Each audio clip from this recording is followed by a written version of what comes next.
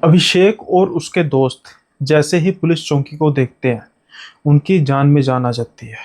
वो जल्दी से गाड़ी रोकते हैं, साइड पे लगाते हैं और जितनी जल्दी हो सकता है पुलिस चौकी के अंदर जाते हैं। उनकी पीछे देखने की हिम्मत ही नहीं पड़ रही थी। और जैसे ही वो पुलिस चौकी के अंदर जाते हैं, वो देखते हैं कि कुछ लोग, यानी कि नेचुरली बात है, पुलिस के कुछ लोग वहाँ पर बैठे हुए हैं। लेकिन उनके आने का कोई रिएक्शन था ही नहीं। जैसे वो चौकी में आए ना आए एक बराबर।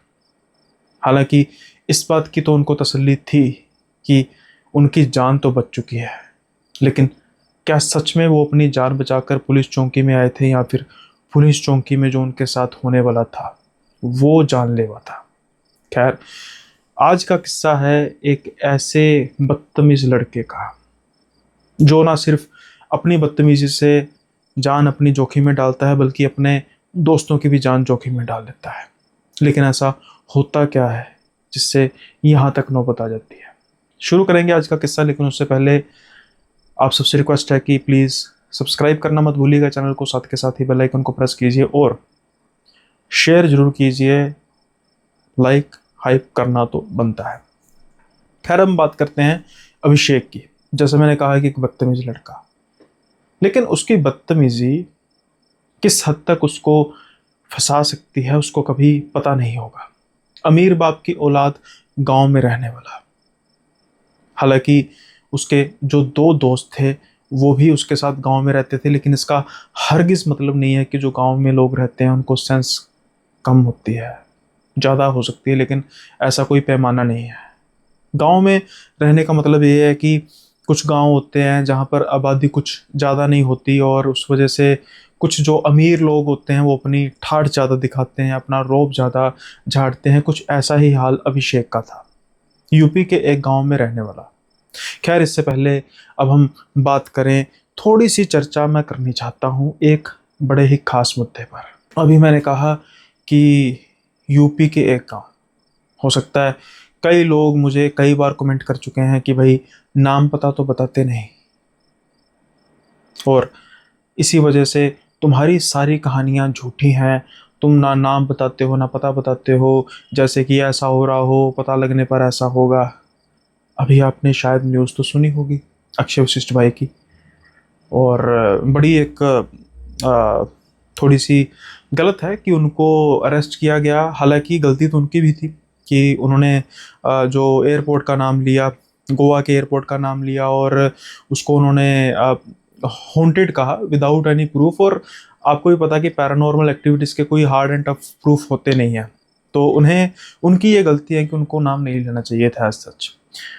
अब गलती पुलिस वालों की भी है कि भाई उनको ना कोई नोटिस दिया, ना कोई सम्मन भेजा, अपनी क्लैरिफिकेशन के लिए सीधा उनको अरेस्ट कर लिया, जो कि बहुत गलत बात है। अब बात ठीक और गलत की बाद में आती है। जो उन पर जिस तरीके से उन पर कार्रवाई बनती है वो खुद देखेंगे, लेकिन जो जिस तरीके से कार्रवाई उन पर की गई वो गलत है। तो अब आप कम्युनिटी वाले समझ गए होंगे कि भाई मैं इतनी एहतियात क्यों बरतता हूँ जब मैं किसी भी जगह के बारे में बात करता हूँ। उसका कारण ये है कि प्राइवेट प्रॉपर्टी, पब्लिक प्रॉपर्टी होती है। हमें जो कहानी आती है हम उस कहानियों को बयां करते हैं। ना मैं इन्वेस्टिगेटर हूँ, अगर इन्वेस्टिगेटर हूँ भी तो मेरे पास कोई ऐसा सर्टिफिकेट नहीं है जो मैं किसी को सर्टिफिकेट दे दूंगा कि भाई ये जगह हॉन्टेड है और ये जगह हॉन्टेड नहीं है। तो आपके मनोरंजन के लिए हम उस चीज़ों को बयान नहीं कर सकते। और एक मेरा एपिसोड था, बहुत पुराना एपिसोड था, कि इंडिया का हॉन्टेड कोर्ट, अदालत। यहाँ तक कि उसके बारे में शम्स ताहिर खान जी की कहानियाँ उन्होंने भी उनके एपिसोड में भी है। वो खुलेआम, मतलब वहाँ के जो जजेस हैं, वहाँ के जो स्टाफ है, इवन वो भी शाम के आई थिंक 6 बजे के आसपास बंद कर देते हैं। उनको पता है कि यहाँ पर पैरानॉर्मल एक्टिविटीज़ होती हैं, उसके बावजूद मैंने नाम नहीं लिया। उसका कारण ये है कि मैं कौन होता हूँ किसी को स्पेसिफिकली ऑब्जेक्ट करके किसी का, मतलब किसी को मैं नाम बदनाम करूँ। तो अगर बिल्कुल सामने प्रत्यक्ष भी हो, मैं तब भी ये चीज़ों से गुरेज करता हूँ, क्योंकि भाई आपकी प्रॉपर्टी है। लेट्स से अगर कल को आपकी प्रॉपर्टी पर एलिगेशन लगाए और आपकी प्रॉपर्टी की वैल्यू कम हो जाए, आप क्या फिर, आपके मन पर क्या बीतेगी? तब कहाँ जाएगा आपका प्रूफ साबित करने वाला, अगर आप भी हॉरर सुनते होंगे तो।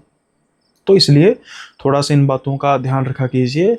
अगर आपको कहानियाँ सुननी है, पसंद है, ठीक है, नहीं सुननी पसंद तो आप कोई और नीच देख सकते हैं और कोई जॉनर देख सकते हैं, ठीक है। कुछ मनोहर कहानियाँ सुन सकते हैं, ऐसी वैसी कहानियाँ सुन सकते हैं, लेकिन यहाँ पर एक मर्यादा है, और उस मर्यादा को जैसे ही लांघा तो आपने देखा उसका क्या हाल हुआ मर्यादा लांघने का। तो मैं उम्मीद करता हूँ कि आप भाई अक्षय वशिष्ठ भाई को सब सपोर्ट कीजिए, और हाँ, एक भाई भी आगे से इस चीज़ का ध्यान रखें कि ऐसा कुछ ना हो, और आप भी थोड़ा सा इस चीज़ को समझें कि भाई कमेंट भर देते हैं, जगह कौन सी, लोकेशन कौन सी, घर कौन सा, जैसे आपने वहाँ पर जाकर इन्वेस्टिगेट करना है, तो थोड़ा सा इस चीज़ का ध्यान रखिए। और कुछ मुझे व्हाट्सएप पे डीएम आ रहे थे, अब तेरी बारी अरे भाई मेरी बारी आ जाए, क्या हो जाएगा भाई, जो अक्षय भाई के साथ हुआ वही हो जाएगा। 2 मिनट में जमानत मिल गई, कोर्ट ने फटकार लगा दी कि भाई तुम्हारी हिम्मत कैसे भाई एक बंदे को बिना किसी एडवांस नोटिस के जेल में डालने की। कानून है भाई इस देश में, आ जाएगी बारी, देखी जाएगी। ना मैंने कुछ ऐसा किया है, ना ही कुछ ऐसा करूँगा, और अगर किस्मत में होगा तो देखी जाएगी। आप इस चीज़ की चिंता मत करिए। आपको हेट करना है आप हेट कीजिए, आप उसी के लायक बने हैं। खैर सॉरी, थोड़ा सा 2-3 मिनट का भी ये पैच हो गया, इसके लिए माफ़ी चाहूँगा, लेकिन इस पर बात करना भी ज़रूरी था। पहले मैंने सोचा था कि मैं इस पर खास डेडिकेटेड वीडियो बनाऊं, लेकिन फिर मैंने सोचा कि भाई लोग सोचेंगे ये व्यूज़ के लिए देखा अक्षय भाई के थोड़ा सा छोटा सा डाउन आया और कैसे बस उन पर गीदों की तरह लपक पड़े। नहीं, मेरा ऐसा कोई नहीं है, बल्कि मैं उनको इस चीज़ को लेकर चाहता हूँ कि और भी जितनी हॉरर की कम्युनिटी है वो भी सपोर्ट करें भाई को। अभी उनको ज़रूरत है, मोरल सपोर्ट की ज़रूरत है, और जितनी हो सकता है हम दें उनको सपोर्ट। खैर, अब हम बढ़ते हैं इस किस्से की ओर जो यूपी के एक गांव का है, और उम्मीद करता हूं कि अब आपको नाम जाने की ख्वाहिश नहीं होगी। खैर, अब ये जो अभिषेक है, जैसे मैंने कहा कि एक छोटा सा गांव, बड़ा घर, अमीर घर, लेकिन जो दिमाग है उतना ही छोटा, परवरिश उतनी ही खराब। एक तरह का बदमाशी वाला हिसाब था। अब ये क्या करते थे, इनके पास बड़ी गाड़ी थी एसयूवी, और ये जो इनके 2 दोस्त थे साथ में, वो दोस्त का है कि मान के चलिए कि भाई बस जैसे चमचे होते हैं ना, उस तरीके का हिसाब था, और उसके साथ ही रहना, खाना पीना। अब खाने पीने का सारा बंदोबस्त इसका होता था, घूमने का सारा बंदोबस्त अभिषेक का होता था।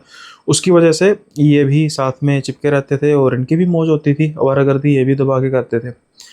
अब ना इनका एक वो बन चुका था, तरीका बन चुका था कि ये ना रात के समय में गाड़ी निकालते और कभी हाईवे पर, किसी हाईवे पर चल देते, कभी किसी हाईवे पर चल देते, और फिर रात के समय में वहाँ पर हाईवे पर ही ड्रिंक करते, हाईवे पर ही नॉन वेज वगैरह खाते, हुल्लड़बाजी करते, ऐसे मतलब इनका चलता रहता था। खैर, धीरे धीरे ये वक्त बीतता जा रहा था। गांव के कई लोगों ने उनके माता पिता को समझाने की कोशिश की कि बच्चा, हमने कई बार ऐसे हाईवे पर हमें देखा है, लड़का अभिषेक जो है वो ऐसे कर रहा है, और ऐसे करना नहीं चाहिए, कभी किसी बड़ी मुसीबत में पड़ जाएगा।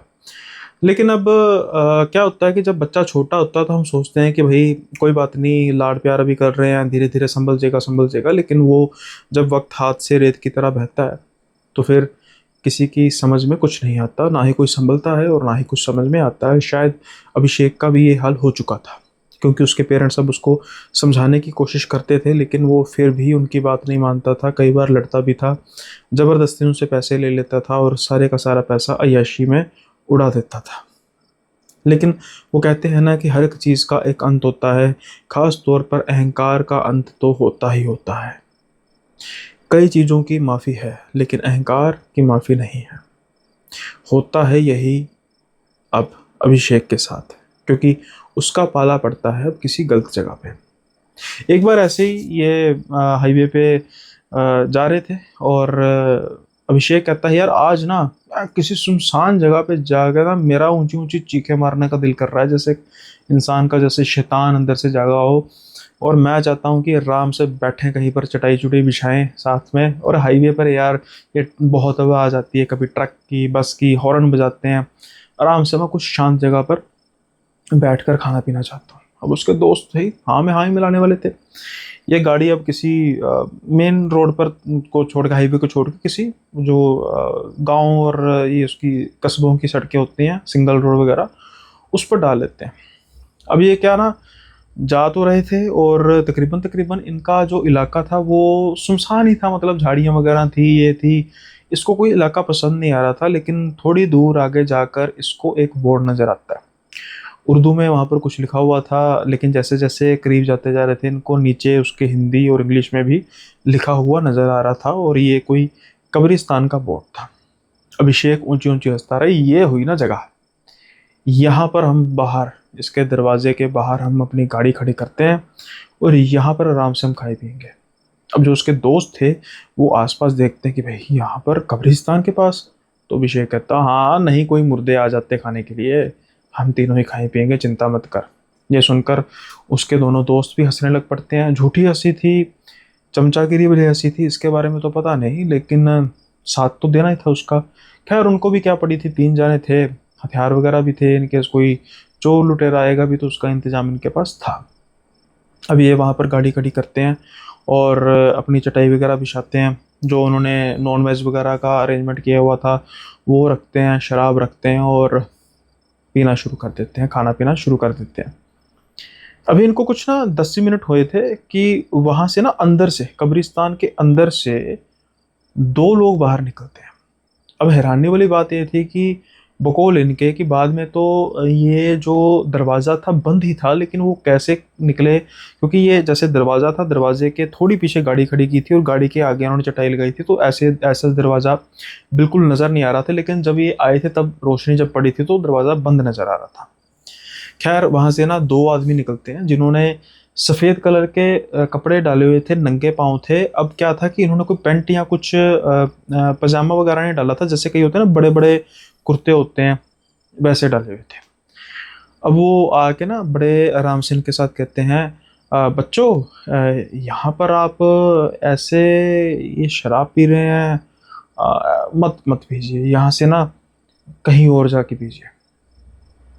अब जो 2 लड़के थे वो चाहे चमचे थे पर सेंसिबल इंसान थे। वो कहते हैं अरे थोड़े से ना वो देखने में लग रहे थे, एजेड थे, तो अच्छा अच्छा अंकल बस 2 मिनट, 2 मिनट का काम है, खा के चलते हैं। तो अब वो जो आदमी 2 खड़े थे, इससे पहले कि कोई रिएक्ट कर पाते, अभिषेक जो है वो बड़ी बदतमीजी से करता है, क्यों तेरे बाप की है, यहीं पर खाएंगे, अभी लगेगा टाइम, अरे इनको 2 बोटियां फेंक, खाते हैं तो खाए, नहीं थे हम तो अपना खाएं पिएंगे ना। अब जब ये बात सुनते हैं वो, तो वो कहते हैं कि बेटा थोड़ी सी तमीज़ हो तो अच्छी बात है। अब ना अभिषेक उठ जाता है और कहता है तू सिखाएगा मैं तमीज़, तुझे सिखाए तमीज़, 2 मिनट लगेंगे तमीज़ सिखाने में, चल भाग यहाँ से। तंग करने हमें आ जाते हैं। अब ये बदतमीजी की इंतहा थी, लेकिन वो जो आदमी है वो कुछ नहीं कहते, और ये कह के अभिषेक बैठ जाता है। और इनको तो अभिषेक के स्वभाव का पता था कि कैसा बदतमीज अड़ियल स्वभाव है, ये भी कुछ ज़्यादा बोल नहीं पाते। अब ये देख रहे थे कि वो 2 आदमी जो हैं वो दोबारा कब्रिस्तान के अंदर जा रहे हैं, तो ये भी कोई ज़्यादा बात नहीं करते कि भाई डर डर के चले गए होंगे। लेकिन ये 2 आदमी अभी कब्रिस्तान में इस समय क्या कर रहे हैं, केयर टेक कर रहे हैं, कुछ क्या है, खैर हमें क्या पता, भाई चले गए। अब ये ना फिर अपना खा पी रहे थे और कुछ समय बीत जाता है और शराब का नशा, अभिषेक ना एक नंबर का पियक्कड़ था, मतलब ये दोनों इतनी पीते थे कि थोड़ी बहुत होश इनको रहती थी। लेकिन अभिषेक जो था वो तो जब पी लेता था तो फिर उसके बाद गाड़ी अभिषेक नहीं चलाता था, गाड़ी इनमें से कोई चलाता था। अभिषेक तो पीछे बस आराम करता हुआ, लेटा हुआ, सोता हुआ ही आता था, या यूँ कहें कि वो तकरीबन तकरीबन बेहोशी की हालत में ही आता था। खैर अब जब ये बहुत ज़्यादा इसको चढ़ जाती है, अपना इनका प्रोग्राम चल रहा होता है, तो अचानक से इन दोनों में से एक का ध्यान पड़ता है कि वहाँ से कुछ लोग आ रहे हैं, जो मतलब कुछ भीड़ थी, मतलब होंगे कोई 15-20 के आसपास होंगे, सबका पहरावा एक जैसा, और ये धीरे धीरे धीरे धीरे इनकी तरफ बढ़ते आ रहे हैं। और जो इनको लीड कर रहे थे वही 2 आदमी लीड कर रहे थे जो पहले आए थे। अब वो इनके पास आके खड़े होके कहते हैं कि बेटा हमने तुम्हें कहा था कि चले जाओ, अब तो बहुत टाइम हो गया, अब तुम्हें चले जाना चाहिए, हमने तुम्हें बाद में रोका नहीं, कितना समय हो गया, अब तुम चले जाओ यहाँ से। तो अब ना जो ये 2 लड़के थे इनका फिर वही जवाब कि बस अंकल उठने लगे हैं। तो फिर जब अभिषेक सुनता है वो फिर बिल्कुल जैसे बिल्कुल कोई शराबी होता है, अरे क्यों उठेंगे, हमारी जगह आज तो यहीं पर खाएं पिएंगे, यहीं पर सोएंगे, कर लो जो करना है, उखाड़ लो जो उखाड़ना है। अब क्या था कि ये 3 जने थे, वो थे 15-20 जने। इनको पता था कि अगर कोई बात गर्म होगी तो भाई जितना मर्जी हम कर लें, एक तो हमने पी हुई है, हमारी धुलाई पूरी होगी, ऐसी धुलाई होगी कि भाई हो सकता है कि हमारी कब्रें यहाँ पर बन जाए। तो ये थोड़ा सा ना करते हैं इस चीज़ को लेकर कि भाई नहीं नहीं रुक जा अभिषेक, कोई बात नहीं, ये अभिषेक को पीछे करते हैं और वो अंकल को कहते हैं अंकल अंकल बस हम उठने लगे हैं, बस 1 मिनट हम बस ये समेट लें फिर चलते हैं। अभी ये बात करता है तो अभिषेक जो है वो फिर से मतलब अपना पूरे बदतमीजी में, अरे इनकी बाप की जगह है क्या, अरे मैं देखता हूँ कौन हमें यहाँ जाने से रोकता है, यहीं पर रुकेंगे हम, यहीं पर सोएंगे हम। अब जब ये होता है ये दोनों दोस्त डर रहे होते हैं कि भाई ये क्या कर रहा है, लेकिन बड़े हैरानीजनक तौर पर जो आदमी थे पहले 2 लीड कर रहे थे उनमें से एक आदमी कहता है हंस के, ठीक है जैसी तुम्हारी मर्जी, अब तुम यहीं रहोगे, बस वो ये कहता है। और उसके बाद वो धीरे धीरे जितने भी आदमी थे चले जाने लग पड़ते हैं कब्रिस्तान के अंदर ही। अब भीड़ इतनी थी, मतलब 15-20 जाने थे कि इनको ये नहीं पता लग रहा कि दरवाज़ा जो है वो अच्छे से खुला भी है कि नहीं, वो भीड़ में उनको दरवाज़ा नज़र नहीं आ रहा था। लेकिन अभिषेक अब बिल्कुल कॉलर खड़े उसके, देखा ये कैसे क्या कर रहे हैं, मुझे रोक रहे हैं, रोक सकता है मुझे कोई, जैसे कोई बदतमीज अहंकार में आदमी बोलता है। और ये भी सोच रहे थे कि भाई इसने दबका मारा और ये चलते बने, भाई चलो खैर अब हम थोड़ी देर यहाँ पर और रुकते हैं। अब ना ये बैठ गए हैं और उसके बाद कुछ समय बाद इनको 3 शख्सियतें आती हुई नजर आती हैं उसी कब्रिस्तान से। और अब अभिषेक का ध्यान पड़ता है और कहता है यार ये फिर आ गए यार, इनको पता नहीं, गाड़ी से निकाल यार होकी, मैं इनकी टांगे तोड़ूं जरा। तो जैसे ही इन दोस्तों की नजरें पड़ती है ना, वो क्या देखते हैं कि इस बार वो आदमी नहीं थे, इस बार काला लिबास था, बिल्कुल सफेद कलर के बाल थे और 3 जैसे कि शायद बुरखे में कोई औरतें इनकी ओर बढ़ती नजर आ रही थी। अब क्या हुआ, जैसे उसने कहा कि मारूंगा इनके टांगों पर मैं होकी, तो एक दिमाग है ना, दिमाग की रिफ्लेक्शन सीधा कहाँ जाती है, टांगों की तरफ जाती है। अब जैसे ही इनकी टांगों की तरफ इनके दोस्त देखते हैं, इनको टांगों के नीचे पैर नजर ही नहीं आ रहे थे। वो तीनों औरतें लेविटेट करके इनकी तरफ बढ़ी आ रही थी। अब ये जल्दी से पहले आंखें मलते हैं, देखते हैं कि सच में भाई हमें हमें भी तो नहीं ज़्यादा चढ़ गई, लेकिन ध्यान से देखते हैं और वो बिल्कुल लेविटेट करके धीरे धीरे इनकी तरफ बढ़ी आ रही थी। तो अब ये दोनों दोस्त कहते हैं अभिषेक भाग यार, दिक्कत होगी, अरे ये प्रेतनी है। इससे पहले अभिषेक कुछ क्या पता, जल्दी से जो सामान पड़ा था वहीं पर पड़ने लगा। गाड़ी खोलते हैं, एक दोस्त बैठता है, दूसरा अभिषेक को पिछला दरवाजा खोल के अंदर फेंकता। अरे क्या हुआ, अभिषेक कह रहा तू भाग ना भाई, जल्दी कर, जल्दी से उसके साथ ही पीछे बैठता और कहता भगा भाई गाड़ी। अब ये गाड़ी भगाते हैं, वो थे बिल्कुल सामने, ये थे बिल्कुल डर चुके, गाड़ी के ऑलमोस्ट सामने थे। ये जब गाड़ी भगाते हैं तो वो गाड़ी बिल्कुल आर पार हो जाती है उन तीनों से। जैसे ही उन तीनों से गाड़ी आर पार होती है, इन दोनों की तो चीखें निकलती हैं, क्योंकि अभिषेक तो उस होश में था ही नहीं, इनको तो होश थी। इनकी निकलती हैं चीखें और भाई ये तो बस गाड़ी जब भगाते हैं तो बस इनको ये पता लग गया था कि भाई हम बड़ी गलत जगह पे बैठे हैं। हमें पहले वार्निंग दी गई लेकिन हमने उसका सत्कार नहीं किया, अब हम पड़ गए बहुत बड़ी मुसीबत में, क्योंकि गाड़ी उन्होंने उनमें से निकाल दी, गाड़ी आगे भगा दी, लेकिन अब इनको गाड़ी के पीछे ठक ठक ठक की आवाज़ आ रही थी, जैसे वो नाखून मार रही थी गाड़ी पर, चलती गाड़ी में इनके पीछे। अब जैसे ही ये साइड मिरर में देखते, इनको 3 परछाइयाँ आसपास आसपास भागती नजर आती और आवाज़ें अजीब सी तरीके की नजर आती।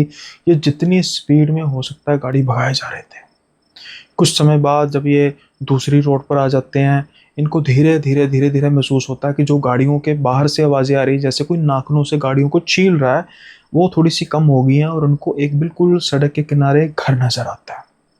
ये जल्दी से ब्रेक मारते हैं क्योंकि इनकी हिम्मत जवाब दे चुकी थी, गाड़ी इनसे चल नहीं रही थी, दारू इन्होंने पी थी। और जल्दी से गाड़ी से निकल के, अभी अभिषेक गाड़ी में अंदर ही था और उसको तो अभी कोई होश ही नहीं थी। और जल्दी से ये दरवाज़ा खटखटाते हैं और पीछे भी देख रहे होते हैं कि भाई कोई आया तो नहीं, आया तो नहीं। जैसे ही ये दरवाज़ा खटखटाते हैं, एक आदमी बाहर निकलता है, अधखड़ उम्र का एक आदमी। तो इनकी तरफ देखता, क्या हुआ, कहते भाई हमें बचा लो बाबा, वो कब्रिस्तान के जो प्रेत हमारे पीछे पड़ चुके हैं, हमारा दोस्त अंदर, हमें आज की रात यहाँ पे रहने दो। कहता हाँ आ जाओ, कोई दिक्कत नहीं, लेकिन यहाँ पर लाइट नहीं है भाई। कहते कोई बात नहीं, लाइट की ऐसी की तैसी। वो इसको बाहर निकालते हैं अभिषेक को और उसके घर अंदर लेके जाने लगते हैं। वो कह रहा होता है कि भाई क्या हो गया, क्या क्यों मुझे लेकर जा रहे हो। वो कहते हैं भाई बाद में सब कुछ बताते हैं, पहले तुम्हारे साथ चल। अब जब वो जा रहा होता है, अंदर जाते हैं तो अंदर ना ऐसा मकान था, टूटा सा मकान नजर आ रहा था। 2 सीढ़ियां ऊपर की तरफ थी जैसे बाहर की तरफ, जैसे ही अंदर जाते हैं 2-3 सीढ़ियां नीचे की तरफ थी, यानी कि वो जो सड़क से नीचे की तरफ था, जमीन नीचे की तरफ था कुछ 1-1.5 फुट। अब वो देखते हैं कि जो जमीन है ना वो कच्ची है, और जो आदमी है वो क्या लेटता है, एक ना मिट्टी का ढेर होता है, जैसे खोद के मिट्टी का ढेर बनाया होता है, वहां पर वो बैठ जाता है और इनको इशारा करता है यहाँ पर आराम करो। अब जब इनका ध्यान उस तरफ जाता है तो वहां पर क्या था, 3 मिट्टी के ढेर और नजर आ रहे थे, जैसे कि खास तौर पर इनके लिए ही बनवाया है। अब जैसे ही ये देखते हैं, ये बड़ी हैरानी से बाबा की तरफ देखते हैं, बाबा ये किस तरीके का बेड हुआ। और बाबा हंस के कहता है हाँ तुम्हारे लिए तो यही ठीक है। अभिषेक के दोनों दोस्तों की तो पहले ही उतर चुकी थी, लेकिन अब उतरनी बाकी थी अभिषेक की, क्योंकि जैसे ही वो उस बुजुर्ग का चेहरा देखता है उसको कुछ याद आता है। ये वही तो थे कब्रिस्तान वाले। हम कब्रिस्तान से भागते हुए आ रहे हैं, इतना तो कम से कम अभिषेक को पता था, उसके दोस्तों को भी पता था। ये कम से कम 20 से 25 किलोमीटर का सफ़र तय करके आए थे, आधे घंटे से भी कम समय में। इतनी तेज़ इन्होंने गाड़ी चलाई थी, और ये बुजुर्ग आदमी यहाँ पर कैसे पहुँच गया। बस जैसे ही वो उन मिट्टी के टीलों को छोटे छोटे ध्यान से देखते हैं, वो ऐसे महसूस हो रहा था कि जैसे कब्रें हैं। अब अभिषेक की भी उतर चुकी थी। ये तीनों जल्दी से बाहर की तरफ भागने लगते हैं, और वो बुजुर्ग कहता है कहाँ, सोना नहीं है क्या, आराम नहीं कर, नहीं नहीं नहीं हम गाड़ी में कर लेंगे। जल्दी से ये दरवाज़ा खोलते हैं और उस बुजुर्ग की हंसने की आवाज़ आ रही थी। ये जल्दी से गाड़ी में बैठते हैं, गाड़ी दोबारा चलानी शुरू करते हैं, आगे जाते हैं। कुछ समय बाद ये अपने आप को फिर से उस कब्रिस्तान के पास पाते हैं। वो 3 प्रेतनियां इनका वहीं पर इंतजार कर रही थी। ये उनको देखते हैं और वो ठीक वैसे ही इनके पीछे लग जाती हैं जैसे पहले लगी थी, और ये फिर से गाड़ी भगाते हैं। अब ये गाड़ी भगाते हैं, पहले इन्होंने कोई दूसरा रास्ता इख्तियार किया था, अब ये दूसरे रास्ते पर पड़ते हैं। आगे बढ़ते जाते हैं, इनको एक बोर्ड नजर आता है, पुलिस थाना, आगे जगह का नाम जो जाहिर तौर पर नहीं लूंगा। इनकी जान में जान आती है। कुछ समय आगे जाके इनको एक लाइट नजर आती है जहाँ पर इनको पुलिस थाना नजर आ रहा है। जल्दी से गाड़ी वहाँ पे रोकते हैं, गाड़ी से उतरते हैं और पुलिस थाने के अंदर भागते हैं। पीछे मुड़ के भी नहीं देखते कि कोई आ रहा है या नहीं आ रहा। और जैसे ही ये पुलिस थाने के अंदर जाते हैं, वहाँ पर ये कुछ लोग देखते हैं, जाहिर तौर पर पुलिस के लोग। लेकिन ऐसा महसूस हो रहा था कि किसी को इनके आए का कुछ पता ही नहीं लगा, क्योंकि जब ये तीनों हड़बड़ाहट में अंदर आते हैं तो जो पुलिस वाले बैठे थे, अपना काम कर रहे थे, अपना काम किए जा रहे थे, इनमें से एक दोस्त नोटिस करता है कि पुलिस स्टेशन बड़ा पुराना लग रहा है, और जो ईंटें हैं बड़ी बड़ी पुरानी, बड़ी बड़ी मोटे दीवारें हैं, जैसे कोई बहुत पुराना हो भी सकता है। उत्तर प्रदेश में कई ऐसे पुलिस थाने हैं अभी भी गांव वगैरह के इलाकों में जो पुराने हैं। अब वहाँ पर एक आदमी बैठा होता है, तो उसको ये जल्दी से कहते हैं हमें बचाइए, हमें बचाइए। वो इनके साथ कोई नज़र नहीं मिलाता, उसका ध्यान बिल्कुल नीचे ही होता है और कहता है क्या हुआ। ये कहते हैं हमारे पीछे कुछ लोग पड़े हैं। कहाँ से? हाँ वो कब्रिस्तान में ना हम शराब और नॉनवेज खा रहे थे, वहाँ से कुछ लोग हमारे पीछे पड़ रहे हैं, और वो हमें मार देंगे। कब्रिस्तान? वो बिल्कुल नीचे मुंह करके बात कर रहा है। कौन सा कब्रिस्तान? अरे ये इसी रोड पर पीछे है। अरे वो तो कम से कम 30 किलोमीटर पीछे। हाँ हम उसकी बात ही कर रहे हैं। अच्छा, हुलिया कैसा था उनका? वो ना बहुत से लोग थे, और खास तौर पर 3 औरतें थी। उनकी शक्लें तो नजर नहीं आ रही थी, सफेद सफेद बाल थे। तुम लोगों की बात करो, आदमियों की बात करो, कौन से लोग थे, कैसे दिखते थे? तो अब वो कहते हैं कि नहीं, हमें हमें ये तो नहीं पता कैसे दिखते थे, लेकिन प्लीज हमें आज पुलिस स्टेशन में रखो, इससे बाहर मत निकालो, अगर बाहर निकले तो वो हमें मार देंगे। अब ये बात कर रहे थे, पीछे से आवाज आती है 3-4 लोगों की। ऐसे तो नहीं दिखते थे, बिल्कुल एक जैसी आवाज। जब ये पीछे मुड़ के देखते हैं तो उनको 3-4 लोग वैसे ही बिल्कुल सफ़ेद कपड़ों में नज़र आते हैं जो इनकी तरफ देख के हंस रहे थे। अब जब ये पुलिस की तरफ देखते हैं, वो वैसे ही सिर झुका के बैठा हुआ था। आसपास देखते हैं, आसपास इसके अलावा कोई भी पुलिस वाला नहीं था। ये जल्दी से बाहर की तरफ भागते हैं पुलिस स्टेशन के, क्योंकि ये जहाँ पर आए थे वो पुलिस स्टेशन था ही नहीं। क्या था नहीं मालूम। गाड़ी में फिर से बैठते हैं और फिर से गाड़ी दौड़ाते हैं, और कुछ समय बाद वही गाड़ी फिर वापस आती है उसी कब्रिस्तान में। कब्रिस्तान के पास आकर गाड़ी रुक जाती है, और जब ये देखते हैं तो उसका डीजल ख़त्म हो चुका था, फ्यूल ख़त्म हो चुका था, और अब उनको फिर से वही 3 प्रेतनियाँ इनकी तरफ आती हुई नजर आती हैं। ये इतना डर चुके थे कि इनकी हिम्मत जवाब दे चुकी थी। बस ये गाड़ी को अंदर से लॉक लगाते हैं। अब गाड़ी के बाहर जो शीशे थे वहाँ पर ओस जम चुकी थी, बाहर का कुछ नज़ारा अच्छे से नज़र नहीं आ रहा था। और उसके बाद फिर गाड़ी के बाहर ऐसे आवाज़ें आ रही थी जैसे कोई गाड़ी को खुरच रहा है।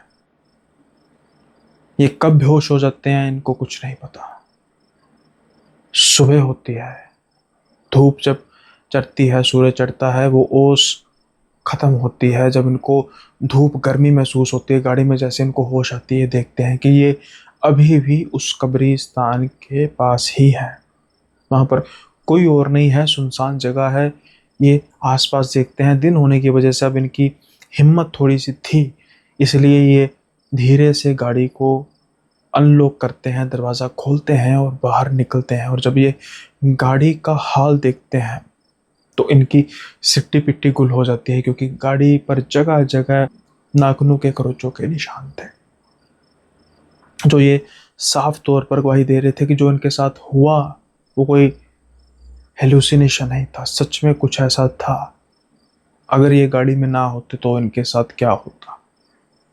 अब थोड़ा सा बैकअप के लिए, ये एक जो बोतल होती है डीजल की, इनकी डिग्गी में पड़ी हुई थी कुछ 5-6 लीटर की। ये जल्दी से उसको डालते हैं और जल्दी से गाड़ी बाहर की तरफ सड़क के दौड़ाते हैं। पास एक पेट्रोल पंप आता है, उससे पेट्रोल जो डीजल है वो डलवाते हैं, और अब ये रूट पकड़ लेते हैं और इनको वही पुलिस थाना नज़र आता है। लेकिन वो पुलिस थाना खंडर बना हुआ था। पता चलता है आसपास लोगों से बात करने के बाद कि ये तो पुलिस थाना बहुत समय पहले बंद हो चुका है, ये तो शिफ्ट हो चुका है कस्बे के अंदर। यानी कि कल जब अंदर गए थे तो वो प्रेतों का पुलिस स्टेशन था।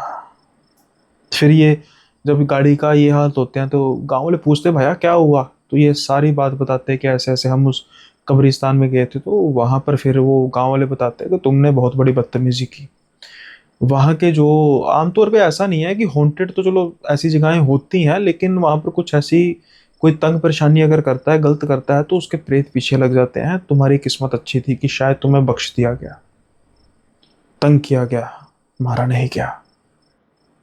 खैर, अब यहाँ से जितनी जल्दी हो सकता है चले जाओ, कहीं ऐसा ना हो कि सारे दिन यहाँ पर ही घूमते रहो और रात अगर हो जाए तो तुम फिर उस कब्रिस्तान के पास पहुंचो। दरअसल गांव वाले उनके चेज़े ले रहे थे। ये जल्दी से गाड़ी में बैठते हैं, अपने घर का रास्ता नापते हैं, और उसके बाद कभी भी खास तौर पे इस कब्रिस्तान के पास नहीं आते। अब इसका आउटकम क्या था? आउटकम यह था कि अभिषेक और उसके दोनों दोस्तों ने कभी भी उसके बाद शराब नहीं पी, शराब को हाथ तक नहीं लगाया, और जो ये रात को रोंडी मारते थे खत्म होगी, बस यहीं तक था। अब अभिषेक सुधर चुके हैं काफ़ी हद तक, और तीनों अभी भी दोस्त हैं। चाहे वो दोस्त उसके चमचे थे, लेकिन उन्होंने उसका साथ नहीं छोड़ा, भागे नहीं। ये बात भी जायज़ है, ठीक है। तो उसकी वजह से शायद आज भी ये तीनों एक साथ हैं, लेकिन जो इनके साथ ये खौफनाक वाक़या हुआ, उसको जब भी ये याद करते हैं तो इनकी रूह तक आज भी कांप जाती है। उम्मीद करता हूँ कि आपको आज का ये किस्सा पसंद आया होगा।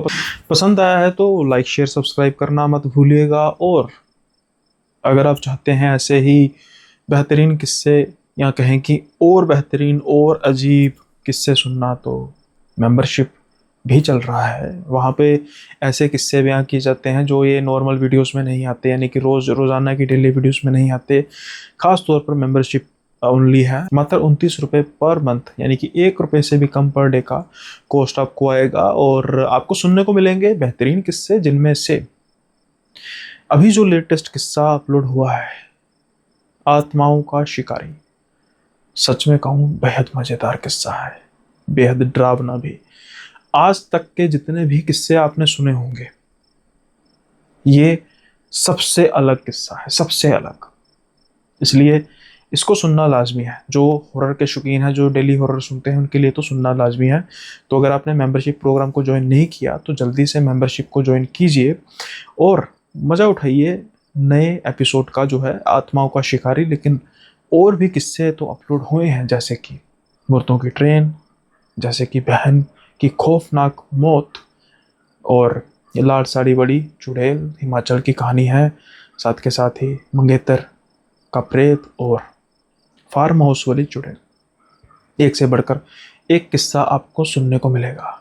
सोच क्या रहे हैं, जल्दी से ज्वाइन कीजिए और बन जाइए मेंबर इस चैनल के, और लुत्फ उठाइए और किस्सों का, अदर देन जो डेली अपलोड होते हैं।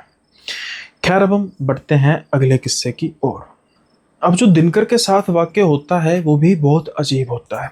दिनकर बेसिकली एक डॉक्टर के क्लिनिक में सपोर्टिंग स्टाफ है, और जैसे ड्रिप वगैरह लगवाना, इंजेक्शन वगैरह लगाना, जो प्राइमरी मेडिकल फैसिलिटीज़ प्रोवाइड करना इनका काम है।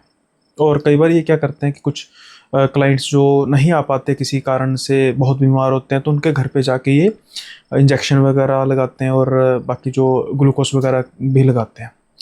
अब इनके साथ जो वाक़या होता है वो भी इतना हैरानीजनक है कि बयां नहीं किया जा सकता शब्दों में। लेकिन अब जिस तरीके से बताया गया है उस तरीके से तो थोड़ा बहुत मैं बता ही सकूँगा।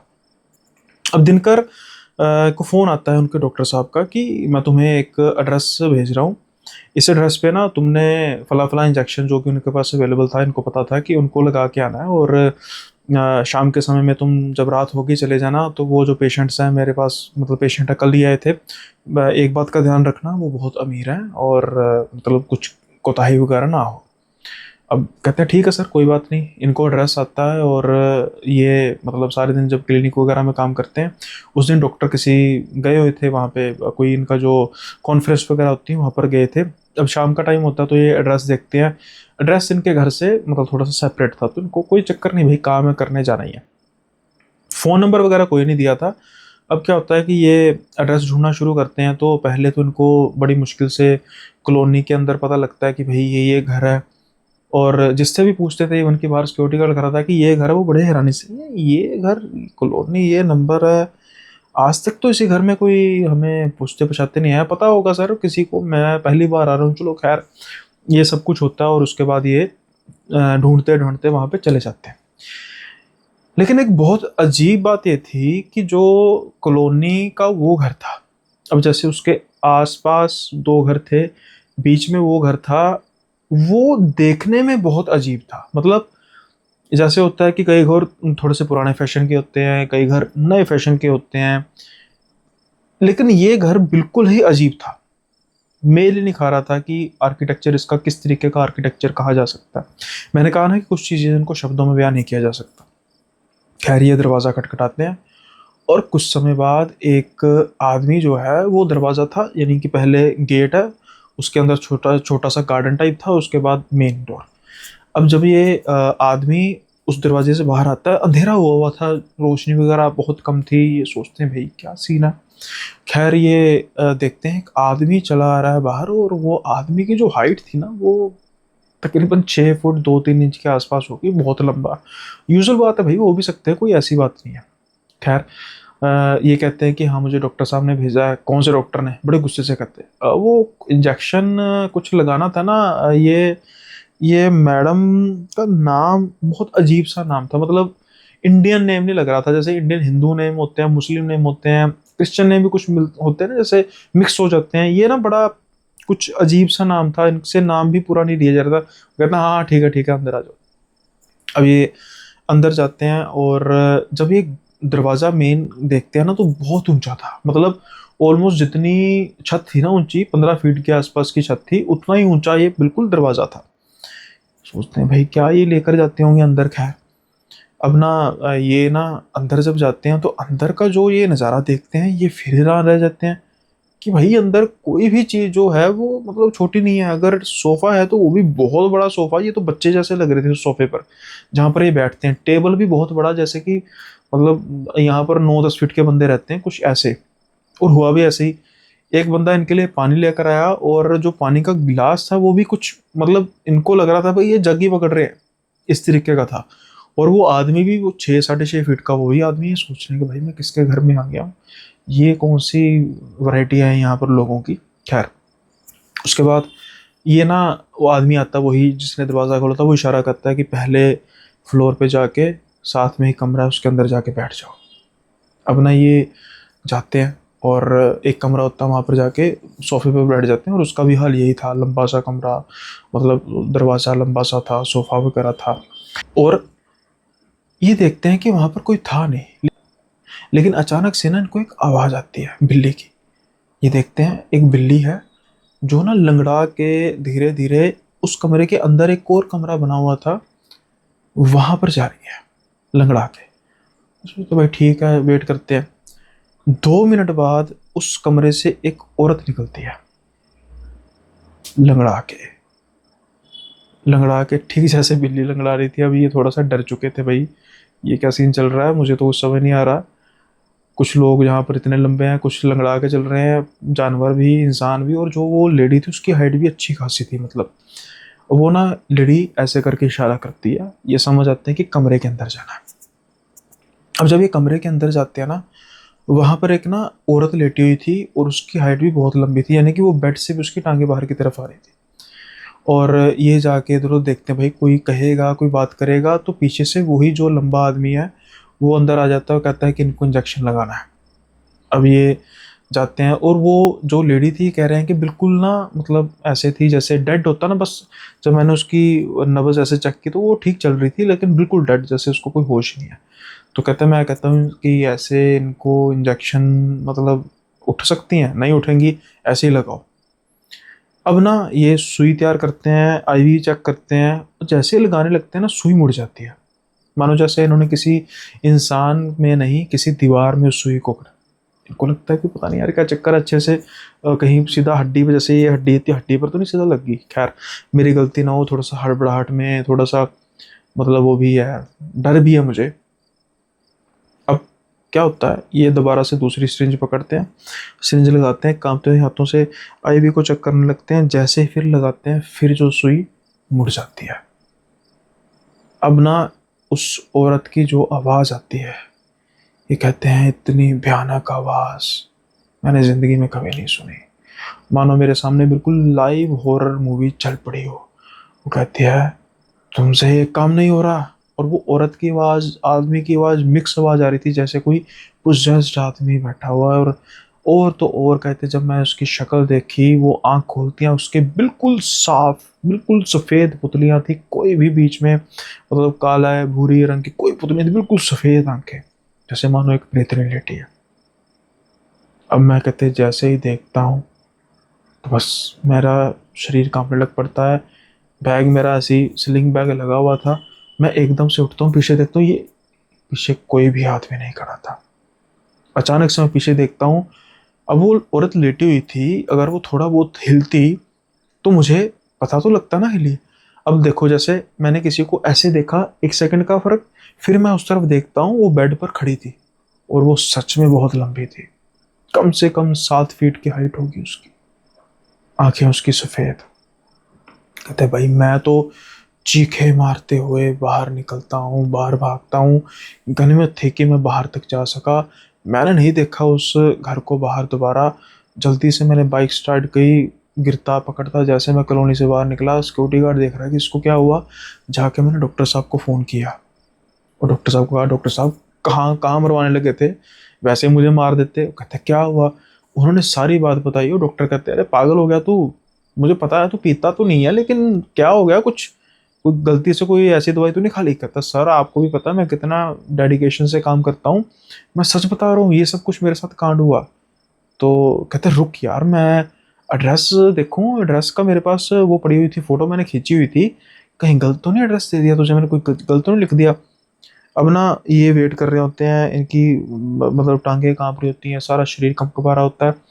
तो 2 मिनट बाद डॉक्टर साहब को फोन आता है, कहते हैं यार मुझे एड्रेस नहीं मिल रहा, मैंने तुझे एड्रेस जो भेजा था वो देख, मुझे दोबारा भेज दे।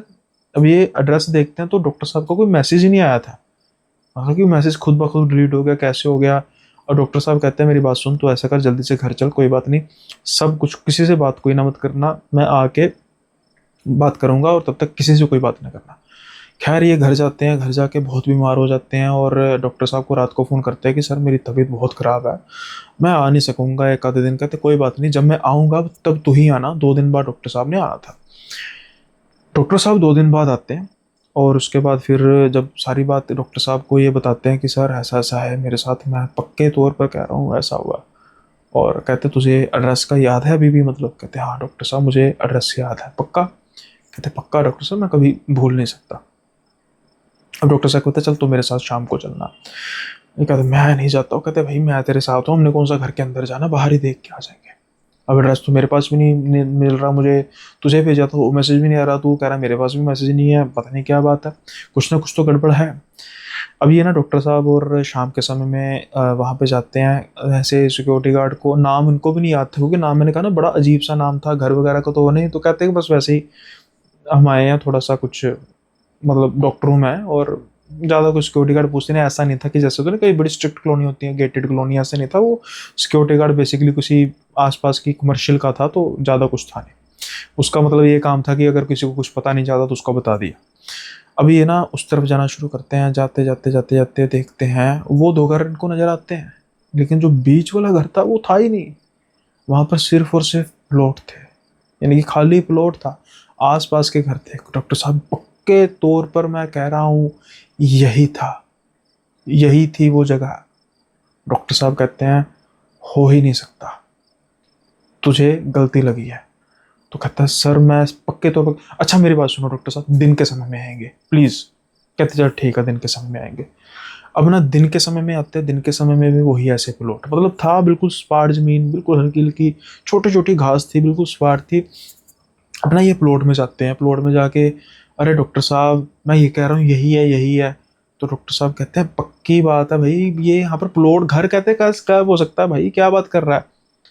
अब ना अचानक से डॉक्टर साहब कहते हैं डॉक्टर साहब को मेरी बात पर विश्वास नहीं। कहते भाई मैं तेरी बात पर विश्वास करता हूँ, मुझे भी, मैं भी हैरान हूँ कि एड्रेस गया कहाँ पे, और उनका कोई नामो निशान नहीं, पता नहीं कौन आए थे। अब मेरे पास एड्रेस ही था, और कंसल्टेशन की जो पर्ची है जो मतलब हमने कॉपी रखी होती है वो भी नहीं मिल रही हमें, पता नहीं क्या दिक्कत है।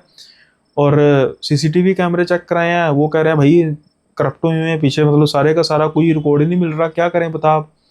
खैर ये अब कहते हैं डॉक्टर साहब अच्छा आपको ये पक्का विश्वास है कि मुझे इस चीज़ की गलती लगी है, कि मतलब यहाँ पे एक घर होना चाहिए। कहते हैं ये चीज़ यार, ये चीज़ मुझे विश्वास में नहीं आ रही। अच्छा डॉक्टर साहब मैंने आपको एक बात बताई थी। कहते क्या बात बताई थी? कि मैंने उस औरत को 2 सिरिंज लगाई और दोनों टेढ़ी होंगी। कहते हाँ। अब ये करते हैं इशारा, वो देखो डॉक्टर साहब। डॉक्टर साहब ध्यान से देखते हैं, जमीन पर 2 सिरिंज पड़ी हुई थी, बिल्कुल टेढ़ी, जैसे बिल्कुल बताई थी इन्होंने दिनकर ने। यानी कि ये बात स्पष्ट तौर पर सही थी कि वहां पर मकान तो था, ये गए भी थे, और जो बाहर की चीज थी वो पड़ी रहेगी, वो गायब नहीं हुई।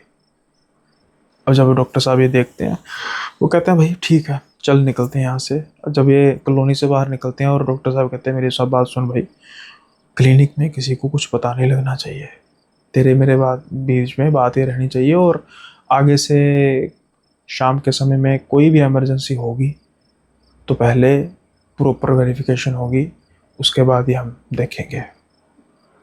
खैर उसके बाद इस बात को सालों बीत जाते हैं, इनके क्लिनिक से, डॉक्टर का क्लिनिक से हॉस्पिटल बन जाता है। इनको इनकी ईमानदारी का फल भी मिलता है, हेड जैसे सुपरिटेंडेंट होते हैं वो बन जाते हैं। लेकिन कभी भी वो औरत का, उसका जो परिवार, कुछ किसी को पता नहीं लगा। कभी कभी ये बीच में जाके घूमते फिरते देखते थे, वहाँ पर आज भी प्लॉट ही है, कोई घर नहीं है। इतने साल बीत जाने के बाद क्यों किसी ने वहाँ पर घर नहीं बनाया, किसी को कुछ नहीं पता। क्या था वो, कौन सा मल्टी यूनिवर्स था, कुछ नहीं पता। लेकिन जो उन्होंने महसूस किया वो तो था। उम्मीद करता हूँ ये किस्सा भी आपको पसंद आया तो लाइक शेयर सब्सक्राइब करना मत भूलिएगा। बेल आइकन को प्रेस कर दीजिएगा, कमेंट में अपने फीडबैक जरूर दीजिएगा और साथ के साथ ही हाइप जरूर कीजिए। मिलते हैं अगले एपिसोड में नए किस्सों के साथ, तब तक के लिए बाय बाय, अपना ख्याल रखिएगा।